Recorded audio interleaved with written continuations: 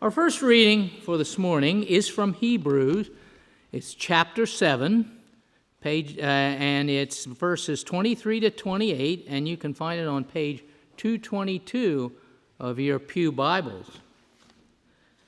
Now, the purpose of Hebrews seems to be to tell us that with Christ, Judaism had come to an end, and to warn Christians against falling back into Judaism, and let Christians also know of the preeminence of Christ. Well, listen to a few verses and see if you hear this. The former priests were many in number because they were prevented by death from continuing in office. But he holds his priesthood permanently because he continues forever. Consequently, for all time to save those who draw near to God through him, since he always lives to make intercession for them.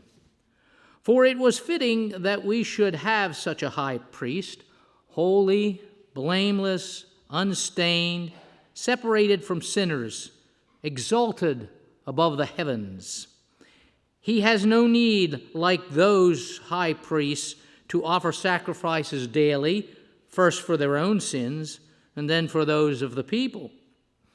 He did this once for all when he offered up himself. Indeed, the law appoints men in their weakness as high priests, but the word of the oath, which came later than the law, appoints a son who has been made perfect forever.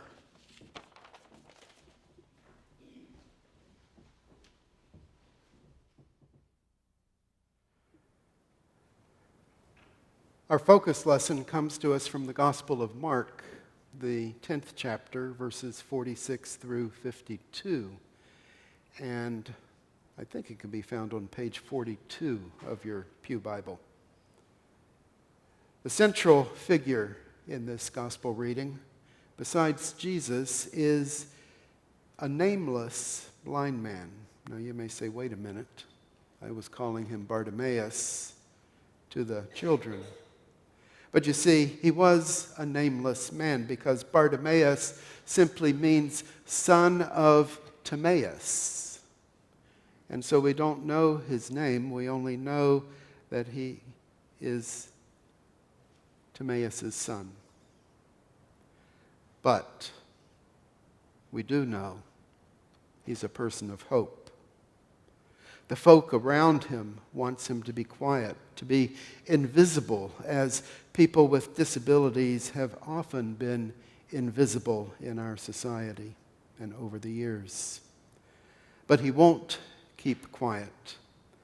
And the folks change their tune when Jesus suddenly pays attention to him. There's a delicious irony in their attitude changing, as there is irony in the son of Timaeus, who has no other name, calling to the son of David.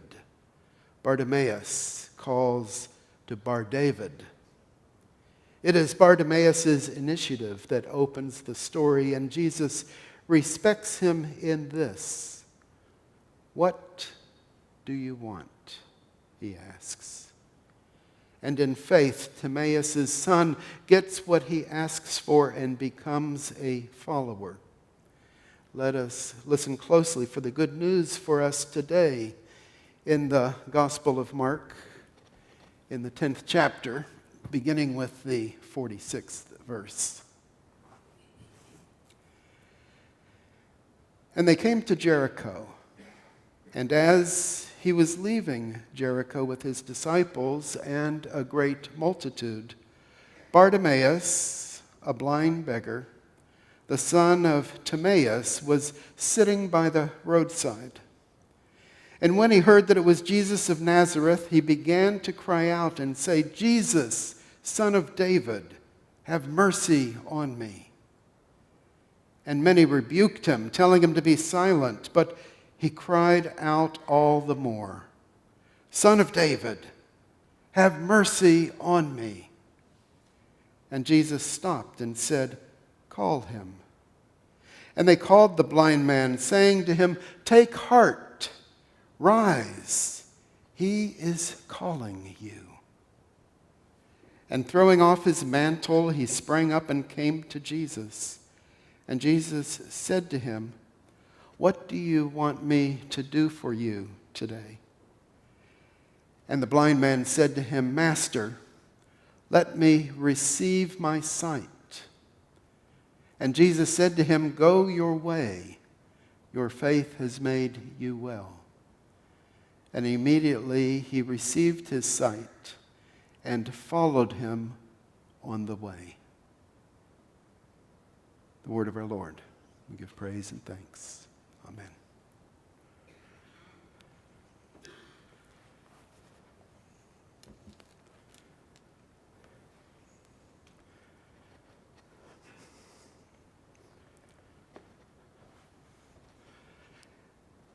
Being a child of Ohio and a child of North Carolina, it seems to be fitting to start with this little vignette. You know, the Wright brothers, the ones who pioneered flight. Both Ohio and North Carolina take credit for their flight because, as you know, the Wright brothers had a bicycle shop in Dayton, Ohio, where they were working on their airplane ideas and models. And then it was in Kitty Hawk, North Carolina, where they actually took flight with putting those ideas into reality. And so that day in which they had taken flight, they telegraphed home to one of their friends.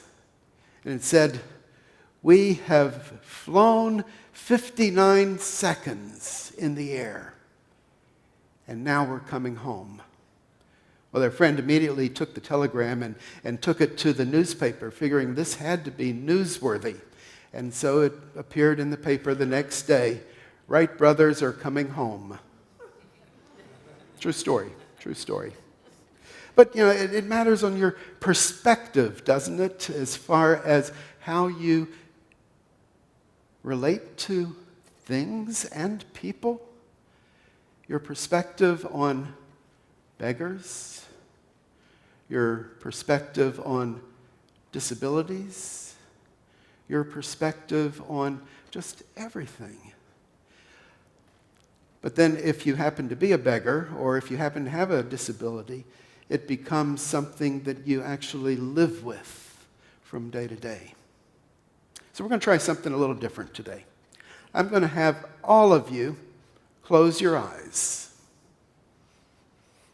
And in the closing of your eyes, you are now Bartimaeus, the son of Timaeus. You're waking up, and the sun is shining, and the day is already beginning to be warm, and you can feel that warmth all the way down to your aching bones, because as you get up, you find you're getting up in an alleyway. You've had no bed to sleep, just your cloak that has been wrapped around you to keep you warm, but now you can discard it a little bit, but you're not going to let go of it because it's all that you have. And as you get up, you feel your aches and pains from sleeping on the hard ground, on the hard, dusty ground. And you carefully make your way to the gates of Jericho. A trip that you have made time after time after time after time. And so even though you can't quite see the way, in your mind at least you can visualize what it looked like as you make your way towards the gates. And you are attentive to the sounds around you because you need to hear if there's anybody nearby, because you need to protect your cloak from anyone that may be worse off than you and wish to rob you. And at the same time, you don't want to be bumping into anybody because, you know, there's this shout that goes around from the righteous people that have gathered saying, "Unclean." Now, you know you're not a leper, but still, having lived a life of poverty, not being able to see and all the dirt and dust that is stuck to your skin and your clothes makes you untouchable to any self-respecting individual. As you feel that you're close to the gate, you sit down and you begin shouting, "Alms for the poor, money for the blind. Can you spare anything for a poor beggar?" And there's others that have gathered around you too, and it becomes kind of a chorus of those shouting for help, for assistance, for whatever someone may deign to place in your hands as you extend them out. There's a stench. And it's your stench because you haven't bathed in who knows how long. But it's something that you've grown accustomed to. And the bodies around you that are begging as well have this unpleasant odor as well. But as unpleasant as it is, it's something that you are accustomed to. And then you hear something different occurring. You hear voices proclaiming, "Jesus of Nazareth is coming." And there is a sense of excitement in the crowd. And you've heard stories of this Jesus. And so you seem to try to listen that much harder to the sounds around you because you know in your heart, in your soul, through your faith, that something significant can happen. And you suddenly hear a voice, and you're able to attach that voice with that person, Jesus of Nazareth.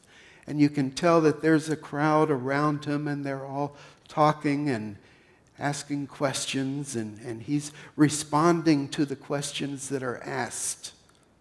And you then start shouting, "Jesus, Son of David, Bar David, Bar David." And the more you shout, the louder you get because you realize that the other sounds around you are drowning you out and you need to be heard. And so you're shouting to the top of your lungs, "Jesus of Nazareth, Son of David, have mercy on me." And you hear the crowd around you saying, "Oh, be quiet, old person." But then something significant happens. Jesus stops and he asks everyone around him to be quiet. And he says, "That voice, call him to me, call her to me." And the crowd around you suddenly is reaching out to you, lifting you up, saying, "Jesus of Nazareth is calling you and wants you to come to him." And immediately you come to your feet, and that precious cloak that you have been clinging to, you suddenly discard. It has become meaningless to you, even though you have no other possessions. And you come up to Jesus, and you kneel before him. And Jesus asks, "What do you want? What do you want me to do for you?" And your response is simply, "I want to see." Nothing else. Just, I want to be able to see.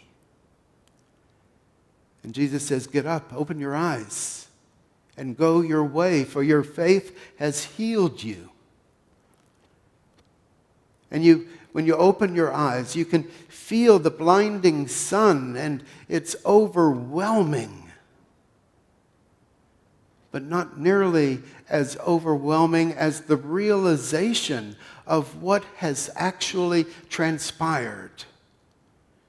That you have received new vision from the Son of David, whom you, among all the others, have identified as the Messiah, for that who the Son of David was, the Messiah. A recognition that only a couple of the disciples even recognized. And Jesus knows that he's been asked this question before. What do you want me to do for you? Of Jesus, give us a place of honor at your right and your left side. Questions that were asked, requested of him by two of his dear disciples. But you realize that your question, as simple as it was, as base as it was that which you truly desired. And Jesus, upon giving you that gift, says, now go on your way. But it isn't your way that you choose, but it is his way. And you follow his steps to Jerusalem.